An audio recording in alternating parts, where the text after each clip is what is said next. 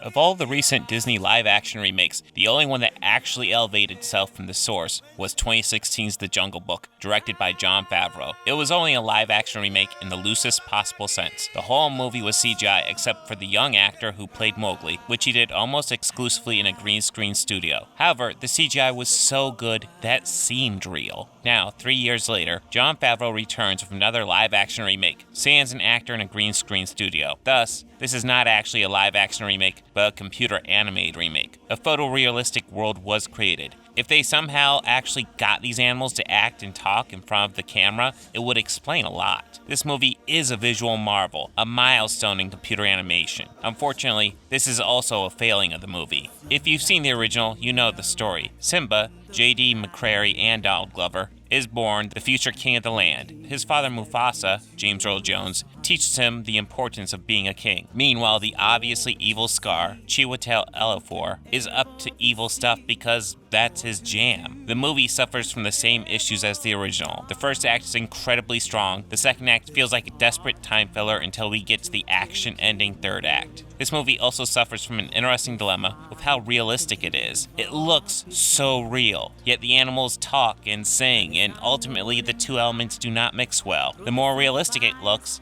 the more preternatural the musical numbers become. Part of the problem is the clear desire for photorealism. With that, you lose any emoting that can be provided by body language and especially facial features. In the classic two-dimensional movie, this isn't a problem since you could animate the animals to have any expression you want. However, once the limit of being realistic is applied, you end up with a bizarre, dramatic story told through what appears to be a nature documentary with singing animals. It feels as though Favreau and Disney learned the wrong lessons from The Jungle Book. The original Jungle Book was never one of Disney's greats, so for the remake, the story was changed and the drive of revenge became an ever-looming threat over Mowgli. By giving the movie a clearer drive, they made the whole experience far more enjoyable. Here, the story is unchanged, rather than focus on improving the story at all. And let's be serious, The Lion King is nothing sacred story-wise. They just focused on improving the already impressive effects. It's almost hard to not recommend this movie. It's an impressive feat. From a technical standpoint, it's a beautiful piece. From a story standpoint, it suffers all the issues of the original, except everything is a little worse. 2019's Lion King might be held up as the ultimate example of the typical Disney live-action remake. Not a poorly done movie, but a decidedly unnecessary one.